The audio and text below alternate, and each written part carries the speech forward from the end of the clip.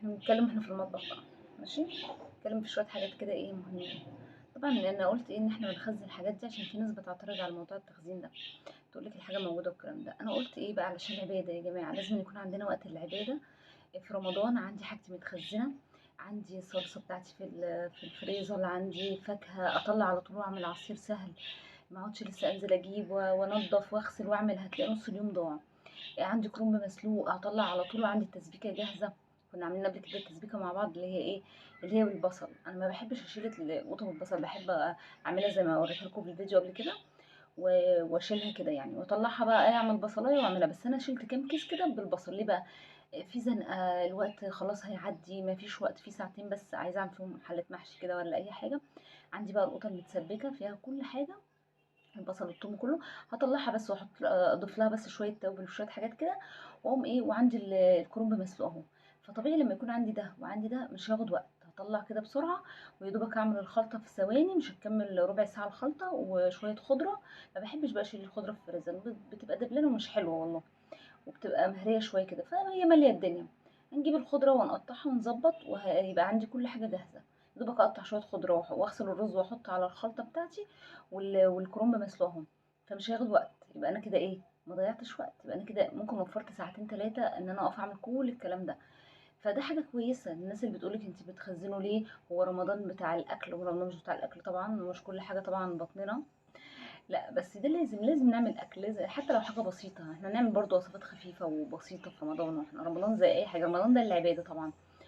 فانا بوفر ليه بقى، او مثلا بخزن ليه؟ بخزن عشان يبقى عندي وقت ان انا ايه، يبقى في عباده، ان انا ايه، اقرا في المصحف. عندي وقت بقى مثلا اقرا في المصحف، عندي وقت اسبح امسك المسبحه. ما احنا ما نضيعش بقى الشهر ده من ايدينا يا جماعه. الشهر ده شهر عظيم قوي، وبيجي مرة واحدة في السنة زي ما كلنا عارفين. فالشهر ده بيبقى امتحان، يا نطلع منه فايزين يا نطلع منه ايه، خايبين وما فوزناش حاجة. فياريت نطلع فايزين، كله حسنات وكله حاجات جميلة، وأبواب الجنة مفتوحة وأبواب السماء مفتوحة، والشياطين متسلسلة. فرصة الشياطين، عايزة اقول لك بس الانس موجودين يعني، الحمد لله ربنا يبعدهم عننا. الشياطين متسلسلة، بس البني ادمين في ناس، بعض الناس يعني ربنا يهديهم.